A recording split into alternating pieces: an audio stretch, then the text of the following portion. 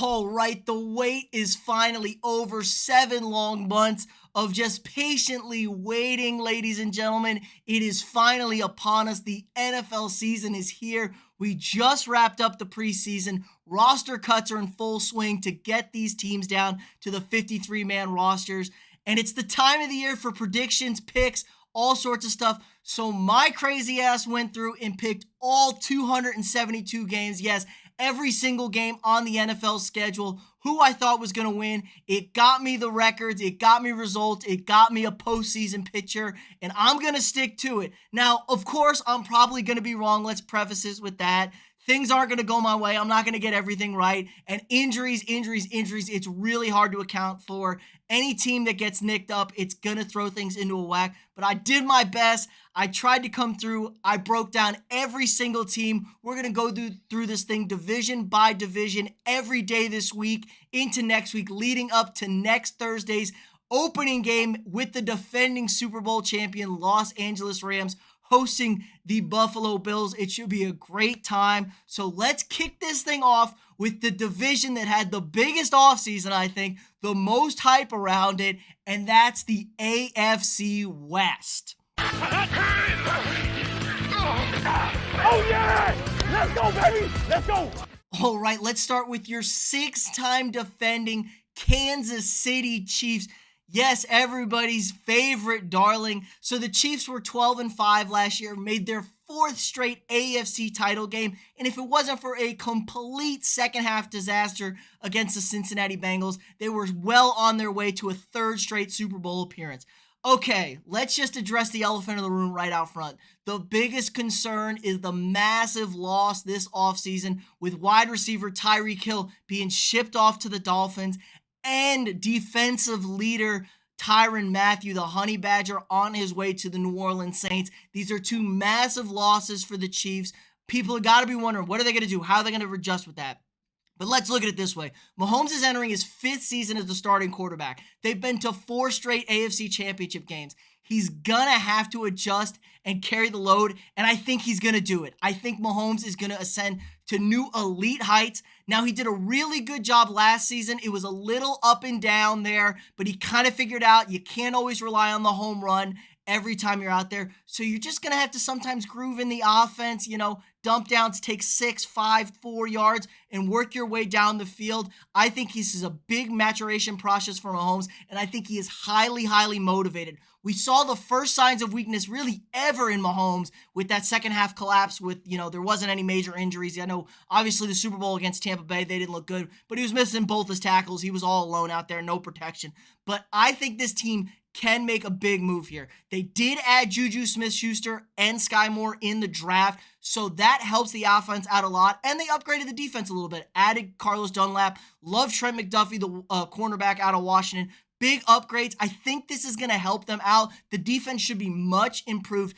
The thing you have to worry about here is a first place schedule. First place schedule is tough, and they're also playing the NFC West. The AFC West and the NFC West, probably the 2 best divisions in each conference, are playing each other. So the schedule is slightly different, but you still got Patrick Mahomes under center. You still got Travis Kelce, one of the best tight ends in the league. Andy Reid is still coaching. I think the Chiefs are firmly in Super Bowl contention. I think they once again finish this season 12-5 and quite possibly a 7th straight AFC title. Oh yeah! Let's go, baby! Let's go!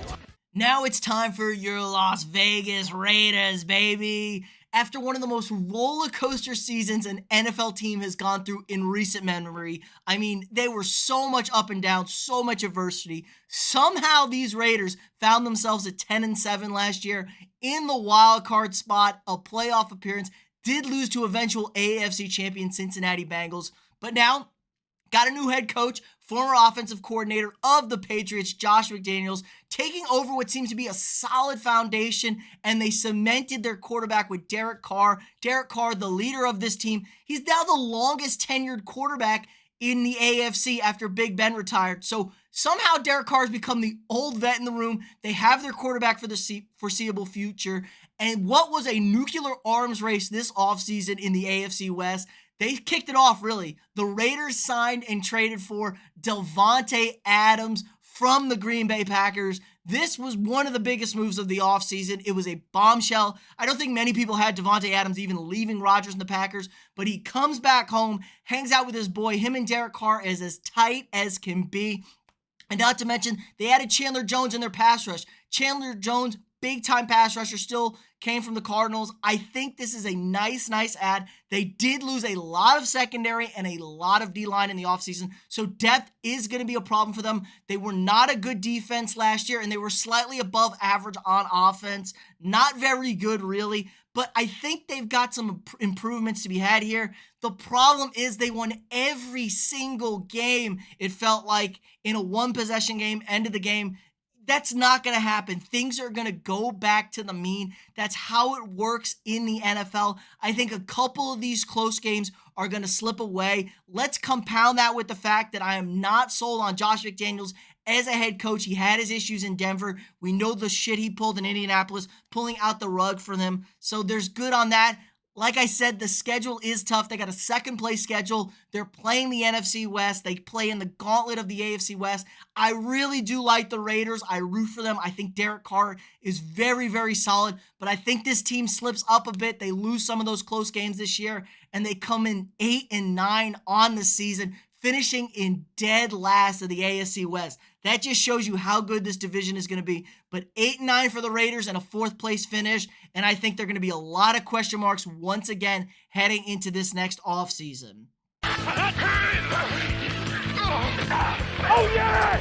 Let's go, baby! Let's go! All right, let's head on over to the Mile High City and Denver now. After another letdown season at 7-10, they fired head coach Vic Fangio. The Broncos then probably made the biggest move of the offseason of any team in the NFL. They went and got their QB they've been so desperately looking for the last few seasons. The man, the myth, the legend, Russell Wilson. Broncos country, let's ride. Broncos country, let's ride.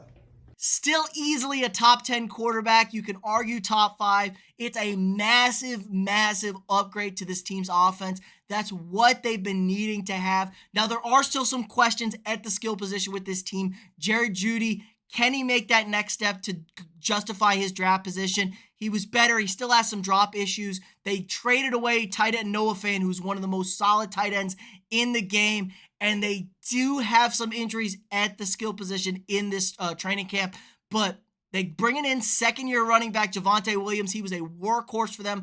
Very strong rookie campaign. They do have a new head coach with Nathaniel Hackett. He's a little unknown, especially since he was not calling the plays up in Green Bay the last 3 seasons. Obviously, Matt LaFleur calls the plays. But hey, Aaron Rodgers won 2 MVPs. You know, it's just the question is how much input does he have in this offense? But I expect him in the offense to soar with Russell Wilson. I think Russell's been carrying a limp corpse of a Seahawks, hint, on how bad I think the Seahawks are going to be. He's been keeping that team afloat. They made the playoffs 2 years ago.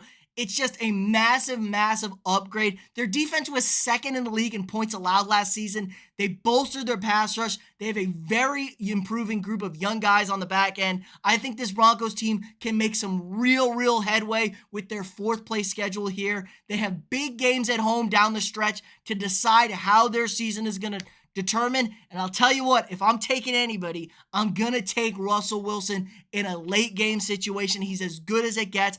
I think the Broncos finally end this playoff drought. They go and grab a wild card spot, 10-7 on the season. I have them finishing playoff berth. And hey, you got Russell Wilson at quarterback. You got a defense that can stop people. Anything can happen in the playoffs. I do think they finish in 3rd place in this division, which bodes even better for next season. It's good enough for a playoff spot this year, so it's the best of all worlds. I don't think they're going to be as good as some people have them, but 10-7 is good enough for me. So let's get on to the final team of the division. Oh, yeah! Let's go, baby! Let's go! All right, and finally, the Los Angeles Chargers. A lot of people's Super Bowl picks, a very heavy favorite. The question is, Can the Chargers put it all together? Last year was a breakout year for young star quarterback Justin Herbert. The defense and possibly their rookie head coach Brandon Staley let down in that final game against the Raiders and totally cost them a playoff spot. They were at home. Herbert converted every fourth down. It was 4th and 29 he's converting. I mean, he just showed us everything, but they could not get the job done. They finished 9-8 on the season, and now everything is in front of them. It's all on the table this year for the Chargers. A very strong young core of guys, a very reliable group of veterans. This is probably the most talented roster in the division and quite possibly the most talented roster in the entire league. Massive, massive upgrades to the defense. They got Khalil Mack. They got J.C. Jackson from New England. Add to the pass rush with Joey Bosa. You add some secondary help, a corner. Derwin James just signed a contract extension. The question is, can those guys stay healthy? If they can all stay healthy, you can protect these leads that Justin Herbert is going to get you. He's got a rock-solid left tackle in Rashawn Slater. He's got wide receivers galore, Keenan Allen, Mike Williams. This is as good of a group as you're going to see. It's the most well-rounded football team I think there is in the league. They just got to be able to get after the quarterback, protect those leads on the back end, and the sky is the limit for Herbert. I think he's going to dominate this season, quite possibly an MVP run. This is going to be a very strong team. They're going to be tough to beat, let's be honest. But it's the Chargers. This team always seems to let down in biggest spots. I don't know what it is. Their coach is also quite reckless in certain situations in football. He's got to stop going for all these fourth downs. I think the problem with this team is it's a mental thing. They just seem to get in their own way, and that's going to be the Achilles heel for this team. I expect them to not be as good as everyone has them in the regular season. The good thing is they are playing a third place schedule, which helps with the already gauntlet of a schedule, NFC West, AFC West in the division. So a third place schedule should help things out enough. They're going to go 12-5, and they're going to end up in a tie with the Kansas City Chiefs. And it's all going to come down to tiebreakers. And my tiebreakers say they're going to bring home the division crown. They're going to be your AFC West champions. It's going to be a tie. They're breaking the Chiefs streak. I think the Chargers put enough of it together this season. 12-5 gets it done in this division. They're not going to have a bye, so they're going to be playing in that first weekend, but they're actually going to be hosting a home playoff game, probably going to be filled with more opposing fans than anything. But I love Justin Herbert. I love Keenan Allen. I love Austin Eckler in the backfield. It's a fantasy goldmine. The defense, Khalil Mack and Joey Bosa on bookends is just going to be a massive, massive problem for this team. They got to stay healthy. Injuries are a large concern, but I think it is good enough for the Chargers to bring home this division title. All right, that's going to do it for us this week. Let me know what you guys think in the comments below. How far off am I? Are the Chargers going to be your AFC West champions? Am I underselling the Broncos and the Raiders? Or are the Chiefs going to fall off a mountaintop? You don't believe the Chiefs or Pat Mahomes can do anything? Let me know what you guys think in the comments below. Like this video, share it with your friends, subscribe to the channel, hit that notification bell so you make sure you get every single one of these videos coming up this week. Don't miss out. We're going to do a video 3 o'clock every day this week leading up to the season into next week. All the divisions. We got the NFC East tomorrow, so make sure you tune in. Again, like this video, subscribe to the channel, hit that notification bell, share this video with your friends, and I'll see y'all tomorrow.